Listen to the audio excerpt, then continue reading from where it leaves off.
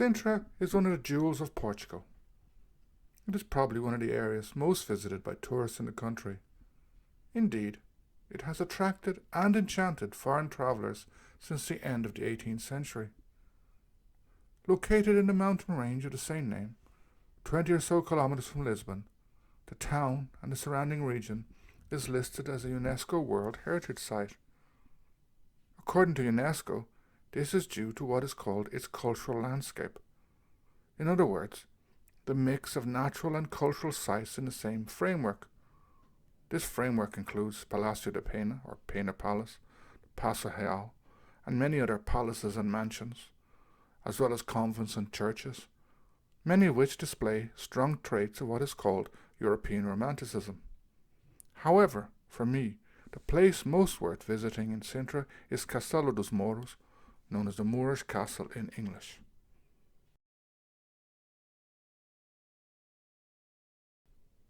Located on a mountain peak, Castelo dos Mouros towers over Sintra. Although the castle keep is not particularly large, the walls, as they now stand, spread across the mountain, staring down at the town, looking especially beautiful at night when they're all lit up.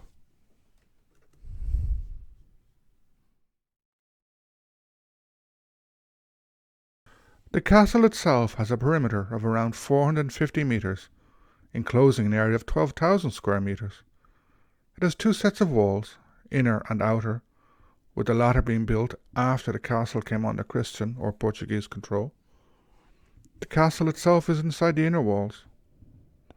On the walk to the castle entrance, some of the outer walls, or what is left of them, are passed, as well as areas which have been excavated recently, such as silos used by the Muslims to store food, an area called the Moorish neighbourhood, including an oven and some houses, the church of São Pedro de Canaverim, built after the castle was obtained by Afonso Henriques, and now a small interpretive centre, and the tomb built after the 19th century restoration of the castle by Fernando II. This work damaged the graveyard, and the tomb was built to reinter the bones that were found. Since it was believed that these were both Christian and Muslim, the tomb was marked with a cross, a crescent, and the inscription, "What man brought together, only God may separate." Near the interpretive centre is the main entrance to the castle. It is an impressive entrance, especially when looking down on it from the walls. Once inside, there is a lot of room to walk about, and plenty of walls to walk along, although many of these have very narrow walkways. As will be talked about later, the castle was restored or rebuilt in the 19th century by Fernando II, Prince Consort and later King of Portugal.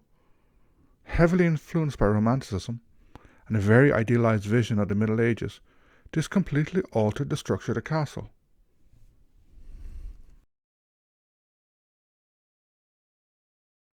Immediately on the left of the gate is the impressive cistern, used to store water, a large amount of water. Near this is an area where archaeologists have been working recently, allowing part of the original castle to be seen. After this, the main area of the castle is reached, where visitors are greeted with a very impressive range of walls to walk along, as well as a variety of paths. Going immediately to the right, the path leads towards the keep. This was the heart of the original castle, residence of the commander and other high-ranking authorities. Fortunately, it seems to have escaped the worst of the rebuilding fervour of Fernando II. On the walls of the keep, looking down towards the town of Sintra, which seems very far below, you get an impression of the strength of the castle. It certainly feels very high. On the day I visited and filmed, despite being midsummer, the weather was strange, and the castle was enveloped in thick clouds, leaving it a little spooky, in a nice way, and making walking some of the walls a little nerve-wracking, although this did help to reduce the number of visitors somewhat, though it was still very crowded. Following the walls down from the keep, you will find below you what is called Praça de Armas, or Arms Square, where large bodies of military, of knights and soldiers were supposed to assemble. As this area was extensively rebuilt during the 19th century restoration, it is hard to know how much of this existed when the castle was actually in use. According to the official website of the castle, It was transformed by Fernando II into a place of rest and contemplation. It can be said that it has been over-romanticized, nearly distorting this part of the castle. Examples of this are the gateway with the horseshoe-shaped arch, believed by King Fernando to represent the original Muslim architecture. Near this is the equally romantic Porta de Traição, or the Door of Betrayal. It's also worth noting that along the walls of the castle are various turrets and towers. All of these fly flags. Most of these are versions of the Portuguese flag over history. However, near Praça de Armas there is an exception, a flag with an Arabic inscription. This inscription actually reads Sintra in Arabic. After Praça de Armas, the castle's walls climb quite steeply, and on a cloudy, windy day you have to tread a little carefully. Passing a few towers, which in the summer can get quite busy, you eventually come to what is called the Torre Real, or the Royal Tower, supposedly the favourite place of Fernando II. It is stunning, although somewhat less stunning when I was filming due to the clouds. Nonetheless, it must be questioned how real this tower was, and how much was actually built during the restoration. From the Torre Real, you can either retrace your steps back to the Praça de Armas, or take the easier path down through rocks and trees, returning to the entrance to the castle. After which, you can walk the few hundred metres back to where the various forms of public transport pick up visitors to return to the town itself, or do what I did and walk back. At this point, I want to turn to the history of the castle. Despite its name, according to UNESCO, the castle might actually be of Visigothic origin. However, the actual origin of the castle is not really known. The settlement of the Sintra region dates back a long time, perhaps as far back as 3000 BC. Some archaeological evidence of this has been found, such as traces of occupation near the castle dated to the Neolithic period, and other evidence from a similar timescale in what is now the town of Sintra itself.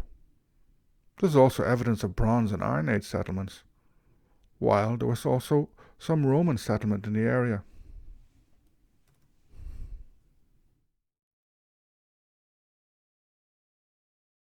There is little evidence for any fortifications in the area of the castle until after the Roman period.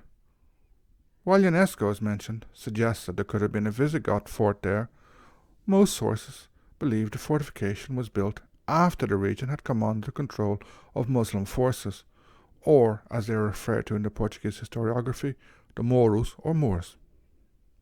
It's thought the castle was originally built between the 8th and 9th centuries. It was strategically important as it protected a gateway to Lisbon. In the 11th and 12th centuries, the area was affected by the various wars during what is referred to as the Reconquest of Iberia, or the Reconquista, as well as conflicts within the Muslim world.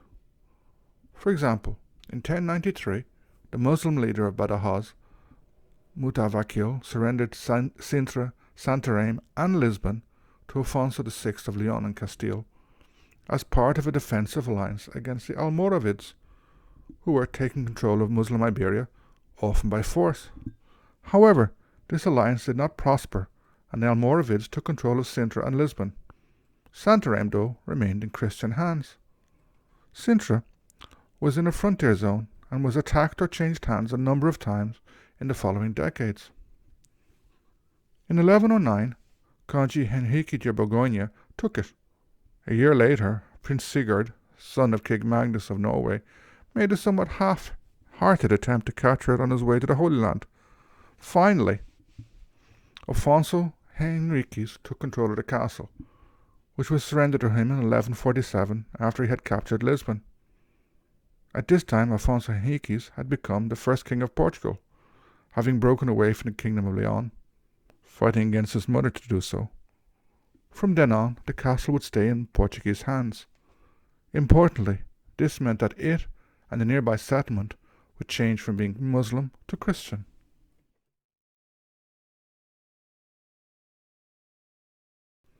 Alfonso Henriques helped build up Sintra, granting the town a charter or foral in 1154. the town also moved away from the castle. Under Muslim rule, much of the settlement had been near the castle, for obvious reasons, as the residents could benefit from the protection of the castle's walls. However, the end of the wars between Muslims and Christians, called the Reconquista, meant that this protection was needed less. A new town thus began to emerge, one that was strongly Christian, as can be seen in the various churches, chapels, and other religious structures built. Indeed, Godaldim Pais, a master of the Knights Templar, received a donation of lands from the king in the town in 1157 or 1158.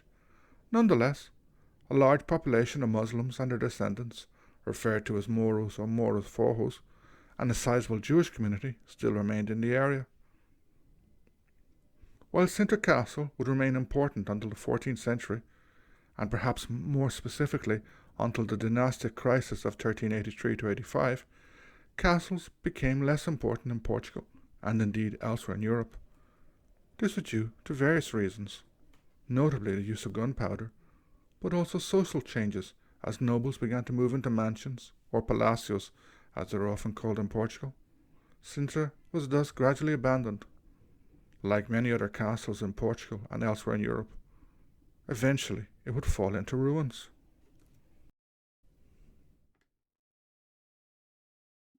The state of the castle would only change in the middle of the 19th century, when the Prince Consort and later King of Portugal, Fernando II, decided to rebuild the castle. Heavily influenced by Romanticism, and especially its concept of how the medieval world looked, this rebuilding, this restoration, and some later repairs made in the 20th century resulted in the castle as it is today. It is certainly beautiful, but as so much reconstruction and rebuilding was carried out, several questions arise. Did this Romanticism restore or destroy the castle? What did it look like before the restoration? Is anything left of the original castle?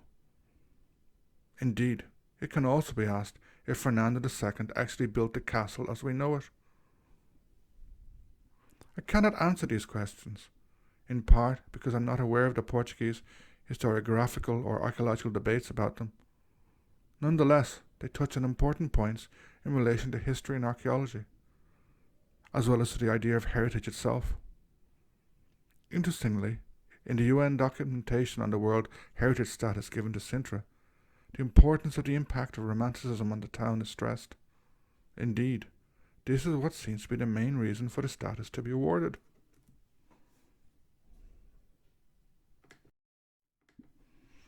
This leads on to another important point, and perhaps a criticism. I have visited Sintra numerous times, but my recent visit was the first time there in high summer. To say the town was crowded is an understatement. It was packed, and getting to the castle on the public transport provided was complicated and slow, so much so that I walked back. The castle itself was also very crowded. All of this impacted negatively on my visit. More positively, an effort has been made now in the castle to look beyond Fernando's rebuilding, to look back to the Muslim castle, as could be seen in the silos, the foundation of some houses, and especially in the interpretive centre at the gate to the castle. It's interesting to point out here that in addition to Sintra, two other important Portuguese castles, St. George's Castle in Lisbon and Guimarães Castle, the so-called Cradle of Portugal, were also subjected to important and rather dubious restorations. This raises the question of the impact of politically inspired archaeology and heritage, and how this should be addressed many years later. In Sintra, fortunately, there is now an attempt to address this in the interpretive centre and the highlighting of other archaeological evidence of the pre-Christian inhabitants. To conclude, Sintra Castle is definitely worth visiting. As a castle, it is beautifully located and definitely impressive. Nonetheless, when visiting, You have to maintain a certain skepticism about Fernando II's rebuilding of it. Did this ruin the castle? In some ways, yes. In others, no. However, it is still possible to get glimpses of the original castle, especially if you don't visit in the middle of summer.